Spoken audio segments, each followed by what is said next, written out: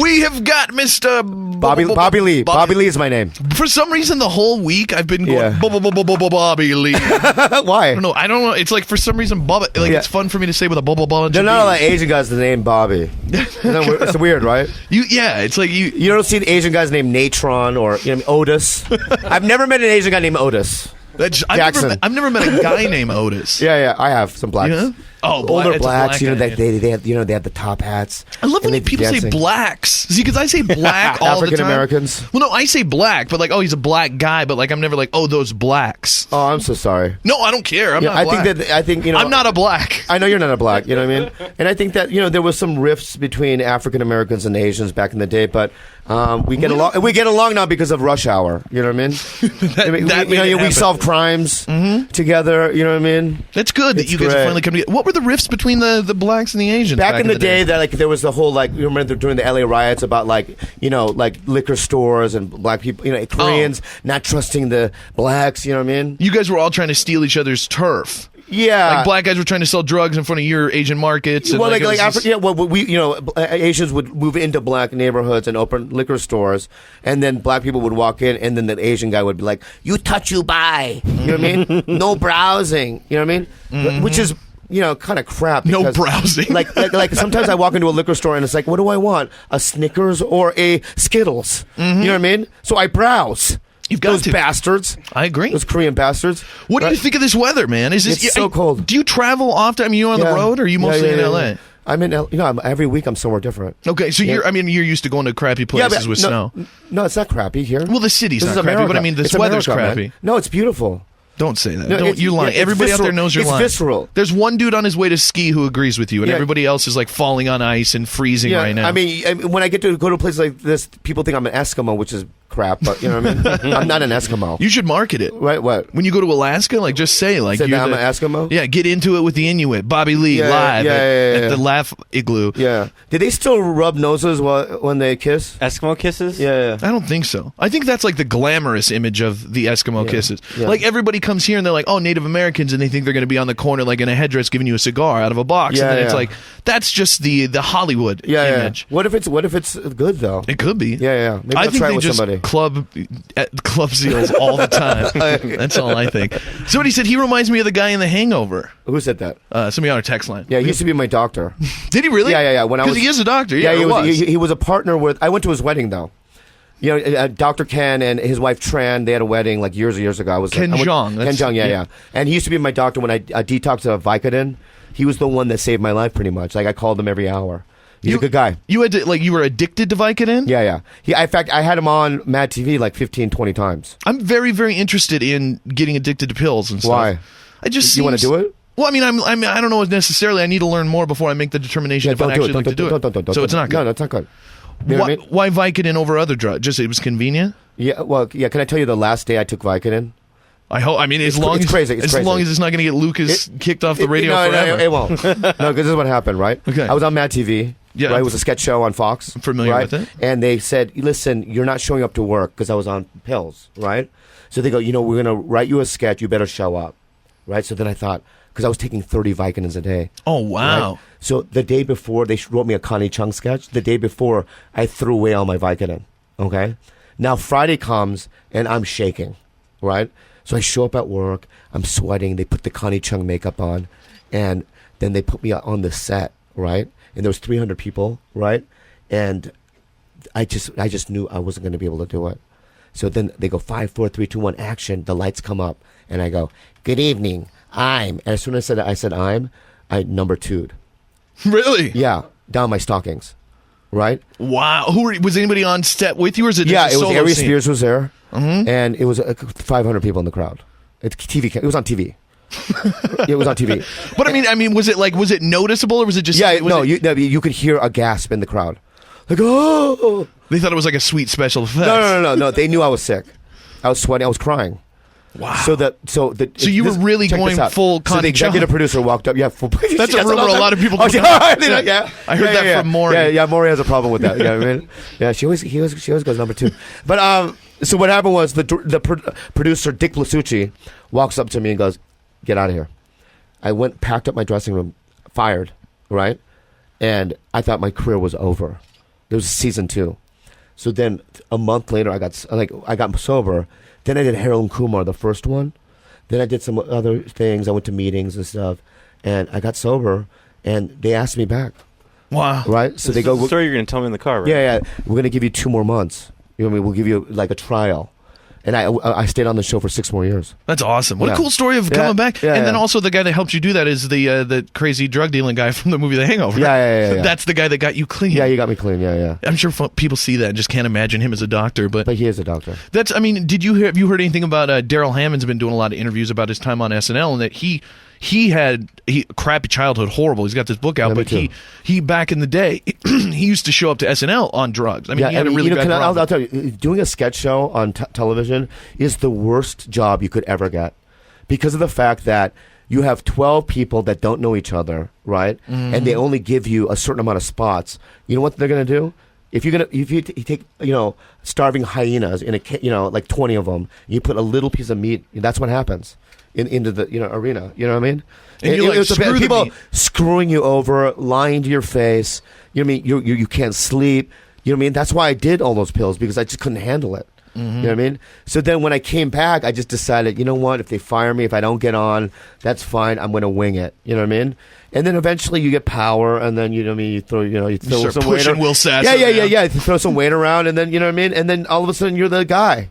Mm-hmm. You know what I mean? And that's what happened for the last couple of years. That's cool. What do you keep in touch with any of those guys? All of them. TV? All of them? Yeah, all of them. Because we were like a community theater. Like no one watched us. You know what I mean? There was homeless people that slept outside our dressing rooms, and you know what I mean? Like there was like anyone can get on the set. Like it was like they didn't care. You know what I mean? We got paid like we were working at Starbucks. So it's like, you know what I mean? So it was like a tight knit community. That's cool. But then there was when it got canceled, we all kind of struggled a little bit at first to find work, and now everyone's doing good. Yeah, isn't Will Sasso doing the Three Stooges movie? Yeah, he's doing that, and then Michael McDonald is a producer on Cougar Town, and he's also directing that show. And then the 2 African Americans, blacks, Keegan and Jordan, who were on the later years, have their own Comedy Central show now. And I just did Harold and Kumar 3, and I'm in. Let's talk a lot about Harold and Kumar 3. Oh, can I talk about Sacha Baron Cohen's new movie? You just told me that before the interview. I'm trying to take it in the wrong direction. Yeah. So Harold and Kumar 3, just to drop it. It is in theaters. It's in theaters. Yeah, it's doing pretty good. And I'm in that, and then I'm in the Sacha Baron Cohen. Yeah, movie. I want to talk about that because Sacha Baron Cohen, to me, one of the greatest comedians ever. Yeah, he's one of my favorites. Really, so different, so groundbreaking, so smart, so doesn't care if you get his stuff. He just knows what he's doing is good, and he goes for it. Yeah, and I love that. And it would be so cool to be in a project. Yeah, it's just weird because it's like I come from Mad TV, which is like, you know what I mean, like I said, like community theater, right? And we got guest stars like, you know what I mean, I know, just crappy ones. Yeah. You know what I mean? Well, who was the biggest you got? Was there anybody that you actually were like, that's cool? This is David Baldwin. You know what I mean? The 15th Baldwin brother. The adopted Baldwin. Yeah. And like guests like that. You know what I mean? This is Oprah's cousin. You know what I mean? Samantha. You know what I mean? So those are the kind of people I worked with, right? Yeah. So then, then Sasha asked me to do this. So I show up and it's like I did scenes with like Ben Kingsley, Ed Norton. I did one scene with Ed Norton. And that was the first scene. I flew in, and I didn't know who was going to be in this thing. And I'm doing a scene. I'm like, what am I doing here? And then, like, Megan Fox is in it, Anna Faris. So, it was like the biggest thing I've ever done. Ed Norton's one of our good friends. Hey, this is Edward Norton, and you're listening to the official morning show of Billings, the Big J Show. Yeah, he's a good guy. He really is a good guy. Yeah, no, he was cool. When he talked to me here, he was talking about he comes to Montana all the time. I got used to when he was a kid. And he was really cool. The nicest guy. What's the film about? Can you give us anything? No, because I had to like. Oh, because it's a Sacha Baron Cohen. They also brought like to my house. They brought like a waiver, like you cannot talk about. I can say what the movie is called, I guess, but I can't tell about what it is. You know what I mean? And what's it called? The Dictator. I think tentatively. I think. Is it just is it one of his characters, like a typical Sacha Baron Cohen, or is it just a film with him in it? It's a film. Okay. Yeah. So it's not like a new character or something. It's a scripted show. But is he just starring in it, or is it his project? It's his project. Yeah. Who directed? And Larry David. He did Borat and Bruno, and he also. Here's how it happened. And he's a weird looking dude. He's a great guy though. And the thing is that he directed my Curb Your Enthusiasm. Mm-hmm. I did that. You know what I mean? And that's how he knows me, and Sacha knows me as a stand-up. I mean, he likes my stand-up, you know what I mean? So that's got to be a huge honor. it really is. I'm like, I can't even believe, you know what I mean? You know, I was talking to Lucas earlier. It's like, you know, you start doing open mics, you know what I mean, thinking, oh, this is going to be my, you know, I'm just going to do 5 minutes here and there. And eventually you just kind of move up. And my big breaker was The Tonight Show. I did that in 2000, Jay Leno. And then after that, you know, things were pretty good, but, you know. So you never know. Here's the thing is as a young comic, I just say, walk through fear, right? Don't be scared, right? Constantly take risks. And it's okay to fail. That's good. When you fail, that's good. And don't take 30 Vicodin. Don't take 30 Vicodin. Yeah. Somebody, I love this text. That just the question that came in. Ask Bobby Lee if he was at LAX in August of 2008. Pretty sure I saw him there. Oh wow, maybe it was me. I love that. Like, why? Like, who would remember that? It is just ridiculous too. It's like, you know, people think people think I'm a difference. Like The Hangover. Yeah. You know what I mean? Like, I'll walk down the street, people go, hey man, I love you on Heroes. You know what I mean? That's Masioka, that's not me. You know what I mean? Or, hey, I love you on Grey's Anatomy. I go, that's a girl, you know what I mean? Or like, you know what I mean?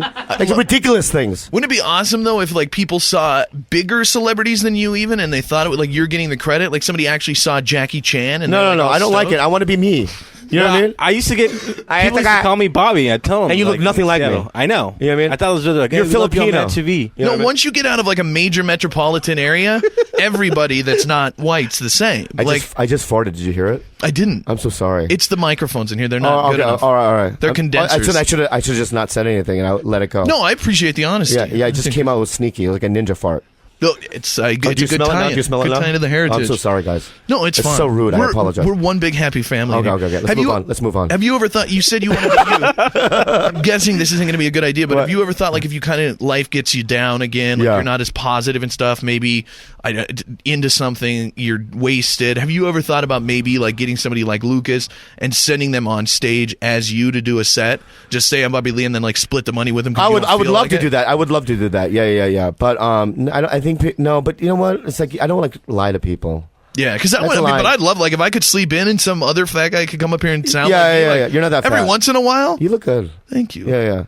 We got something going here. Where'd you get that jacket? What? That's really? Nice. Do you get it from a vintage store? Oh my It looks God. vintage. Are you heterosexual? I am heterosexual. Yeah, me too. But I like to say it like it's a bad with you, thing there's now. a bond. You know what I mean? Mm-hmm. Like you're a fellow dreamweaver. I do. I dream a lot. Yeah. And we dream dreams, you and I. Yeah. Yeah. What else is going on aside from the Chelsea lately? Movie? Yes, I do that every other week. You know what I mean? And it's like it's so weird because after Mad TV got canceled, people didn't want anything to do with me really in LA. You know, right? So I didn't know what to do. So I just started doing the road, and Chelsea just kind of saved my career.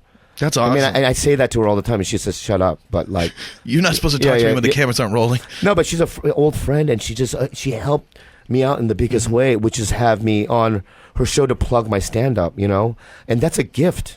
You know totally. I mean? Every other week, I get to go on it and plug away, and she's great. That's a built-in audience, right? there. Yeah. You know what I mean? So it's like, you know, people are selfish when they make it.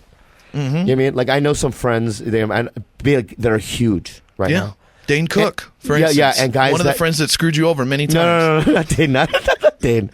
Yeah, but Dane, you know, I guess Dane, but like, how'd you know Dane? I can tell. Yeah, but there are a lot of guys you struggle with in the beginning, right? You get, you go out to eat and stuff, and all of a sudden, like, you know what I mean? They're on billboards, and you're thinking to yourself, like, why won't they call you back? But you know what I mean? My best friend now is on a show called Whitney. I've heard of it. Yeah, and he plays the wife, his husband, of Whitney. Mm-hmm. Well, actually, Whitney used to be my opening act. She won't call me back, but Chris still calls me back. He's a good guy. That's cool. I mean? See, Whitney is everybody hates Whitney now. But why? She was, I don't know, but it's like every comedian I hear a lot of interviews with comedians and stuff, and everybody that's like the punchline show. They're like, you could be having a good career, or like it could be going crap, and you'd have to be doing like Whitney or something. That's like the show. Everybody. Can I just say something? Whitney Cummings is a very hardworking girl. Mm-hmm. She's extremely intelligent, a kind-hearted soul. She deserves everything that she has, and I hate comics that do that. So do I. And can I say something? And it's so funny because there's a lot of guys that want to do Chelsea's show that started with her. She won't have them on the show. Do you know why? Because these comics talked crap. You know what I mean? Mm-hmm. A lot of male comics think that women aren't funny. You know what I mean? And back in the 90s when like Chelsea and all these girls were coming Sarah up, Silverman. I was one of the only ones that, was like, I think they're hilarious. I want to be their friend or whatever, you know what I mean? And I didn't try to sleep with them, you know what I mean? And I'm very supportive of everyone doing it. I think it's because I'm fat and ethnic, you know what I mean? And then I'm shaped like, like a scallop. You know what I mean? And I can't get girls. Maybe is that what it is? That could be. You know what I mean? You can't even with the fame. You can't get the girls. Yeah, I look like Pikachu with Down syndrome. Those girls do hate that, though. We've had a lot of those Natasha Leggero and Whitney Cummings and those girls on the show, and they all hate. Except for the ones that have been around for a while, like Elisa Lampanelli. Like, she can joke about it, but those new, younger female comedians hate when you point out the fact that they're a female comedian. Yeah, but can I tell you a prime example how it backfires? Okay. I have a friend who wanted a writing job at Chelsea, right? But I forgot that he was one of those guys that, told her to her face back in the day that women aren't funny, okay? Now this guy's trying to get a writing job. I forget that, right? So I bring his packet, right, to Chelsea in front of the producers, and Whitney Cummings walked into the room mid-sentence because she had heard the conversation and started screaming at me like, listen, that guy is not supportive of women's comics, and I can't believe that you bring his stuff in here. And then I realized, oh my God, yeah, they're right. And I had to apologize and this and that. And then I told the guy, I go, dude, that's what you get, man. Mm-hmm. You know what I mean? That's what you get for thinking that, that males are the only ones that are funny. You know what I mean? And this guy wasn't even that funny. He's still not. Yeah, you know what I mean. That's what it usually is. I think that's what it is. Is that I don't have what it takes. I don't have the skills, so I'm going to put somebody else down, and I think that's wrong, man. You know what I mean? Yeah, I'm really supportive of other Asians. See, that's what I was going to say too. I'm glad it didn't bite him in the ass. But when Lucas started, he said like that there's no good Asian comedy. He hates all Asians. Yeah, why would you say something like that? Why would you say something like that? Now Lucas? He's turned it around. Yeah, why'd you turn it around? You don't think me and Margaret are funny? He's lying to you. No, man, I know that you're that type. No. You pulled the knife out of my back. The first thing I told him about, he's like, so we're talking about booking you, and I was like, I'm really sad because, like, I freaking even told you at the Comedy Store. Am I the first Asian that you booked as a headliner? Yeah. That's wrong, bro. I mean, just think about what you just said. You know what I mean? He's got a good point. Let me say something. If Arsenio Hall was booking it like a small town, right, he would probably bring in the first couple of times black guys, right? You wait a year. Are there think about that, man? Are there when you sleep at night? Think about that, man. Just in Lucas's defense, how many do we got? We got you. There's a lot. Dat Fan. Why would you bring Dat Fan up? Because it's a. Why would you bring Dat Fan up? You know what? I honestly don't know that many Asian comics. Okay, name me some though.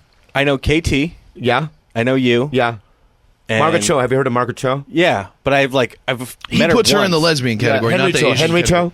Never met him. Joe Coy. Never met him. But you know that they're comics, right? Yeah. You're naming food. Did you say bok choy? You don't know bok choy? You don't know beef and broccoli? How about MSG? MSG is very funny. Bring them in. Are you excited? I mean, you went out last night. Yeah, I kind of got to see some people. I went to the bar. I saw a black guy. I was very excited. There was one out. Yeah. What? Oh. Yeah. And no, I love all kinds of people. Like, here's the thing, dude, and it's like, I'm an American citizen. I've dated all kinds of girls. I've had all kinds of friends. I still do.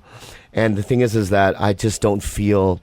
I feel American. I don't feel Asian. Yeah. So it would be like hard if I asked you to pick the best race. No, but like people think that I wake up and think that I'm Asian. Like that's even in my head. Mm-hmm. Like I wake up and go, oh, I am hungry. You know what I mean? Oh, you know what I mean? You're like, I gotta go to Taekwondo class. You know what I mean? Oh yeah, we gotta ask this. This is gonna pass me. This is very important here. This is a story that we were asked to talk to you about by. We can't remember if it was Brian Callen or Mo Mandel. Was it Mo? I think Mo Mandel. What was it? He wanted to ask about the time you got mugged by 15-year-olds in South Africa. All right, that's so wrong. Was Mo Mandel out here? He was he called in. He called in. Can I just say something? Show. Can I just say something? Mm-hmm. All right, I told him never to bring that up, and then he brought it up, and that's weird. Really? Like you specifically said? Don't. Yeah, I got mugged. All right, I got mugged. I'm a little guy, man. I don't know. I don't have the strength. All right, this is what happened. Okay, I was in South Africa, right, with Mo. All right, and I walked out of my hotel like 3 PM, and all of a sudden I was on the cement, like I was on the pavement, and I go, why am I on the pavement? And these two kids, these like 14-year-old kids, one kid has his knee on my back, one kid has my arm twisted behind me, and they're rifling through my pocket. What am I going to do? You know what I mean? It's a good point. They have machetes. He tells the story You know what I much more like kids asked for your wallet and you gave it to them. No, then we're scared and said you got mugged. And that's Momentel. A liar. A freaking liar. Let me tell you something. Don't you have his interview recorded? You should play that story. Let me tell you something, okay? I was manhandled. I was abused, right? And I was scared, okay? Mm-hmm. So what am I gonna do? Talk to Nelson Mandela. And then they're like, why didn't you go to cops? Oh, yeah? I'm in Africa. Oh, it was 2 black guys? You know what I mean? It was two. If it was a Samoan in Africa, then that's easy. Exactly. The one Samoan that lives here. Oh, we know. Randy. Yeah, you know what I mean? That would look horrible. Say 2 black guys in Africa, it's like, you go to the police station, like, what do you look like? And you're like, he kind of looked like you without a uniform. Yeah. yeah. He has an afro. His skin color is black. What'd you lose? Was there, good stuff or just he got a BlackBerry. That's it? Yeah, that's it. Did he call all your contacts and stuff? I don't know, because the thing is that they don't have blackberries out there anyway. You know what I mean? So I don't know why he would need it, but he looked up a great recipe for blackberry bread and is really confused that it turned out tasting like plastic. So disappointed. I'm gonna feed the village. Yeah.